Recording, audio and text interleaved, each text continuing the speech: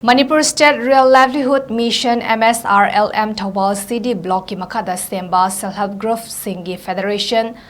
Yainubi Cluster Level Federation na sinba tha khudingi pangthokadaba Real Roots Market Haina Mingthonba THOURAM NGASIDAGI THOUBAL District ki Khangabok New Market ta Houdokhre MSRLM na anirak suba oina pangthokliba Real Roots Market Houdokhre da Khangabok ACG MLA Okram Suryakumar Yainubi Cluster Level Federation Khangabok THOUBAL CD Block ki President Thangzam Redia Devi Amadi MSRLM ki District Mission Director Suoiribi DC THOUBAL Hana Kamaina Mathang Sinna Thoiba Mitung THOURAM Mapu amasung akhanaba mitung oina saruyaki MSRLM gi makhada leiba Self-Help Group Singna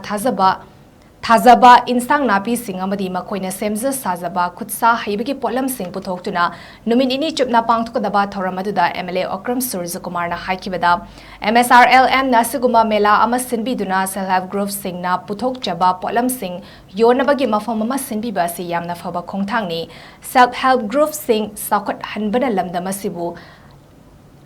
Leibaga Sibu Saukat Maikida Purakadori Bani, Hiraduna Makoigi, Saukat Taurangi, the Magda Paikat Payaba, Tavok THOURAM Sing, Paikatuna, Lamdamasibu Saukat Maikida Puraknaba, Honaminasi Haki, Real Roots Market Adugingasi, Houdokhre THOURAMda, ADM THOUBAL Aribam Amarjit Sharma, Child Protection Officer THOUBAL Salam Ravindro, DFO THOUBAL Dr. Lesangtem Zesli Amadi,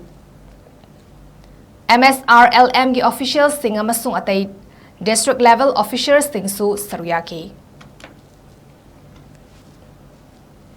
Initiative ama oigadawne adubu akoisu karigumba industry department da oiro karida oro aina tanja chaba hek namakpa matamda masimadi chauna promote toge haidana ai khanjari ala ani subda atei laibiri ba mayam sing se manipur da ngasai ichi emna ngasai thabira miduni wangbal dagi yam wana odoraga covid matam dagi mayam si Khungang nilaiba miyoi mayam singsi amna awaba thenaraga laabneba adudagi amuk thoon ningdaba thokdok akhoi chahi amani hujik thoiba irang laiba thokdok sida ju covid ta thenaraga laaba imaibel mayam sing nonggi chara tanjaraga small micro and small industries have tare koi khungang ni lamdadi micro and small industries toriba mayam aduga nonggi akhoi gi low sing uraga farming toroga natragana ngasai nga yuga natragana ngasai poultry myam yuga leiba mayam singse masina waram kadabu mayam chimting yembiyo heba imphal da using yembiyo imphal da anambana akhoi hinjang na pi puraga chatpase khungang sing dagi thobal magai dagi kaching dagi sugunu dagi kari dagi line na chatlaga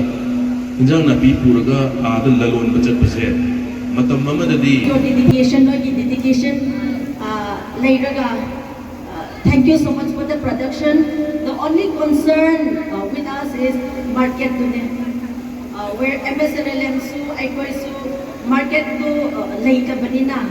they are not able to sell their products. This is just the beginning. I believe that this program will bring more opportunity platform to all the people, especially the women folk of THOUBAL,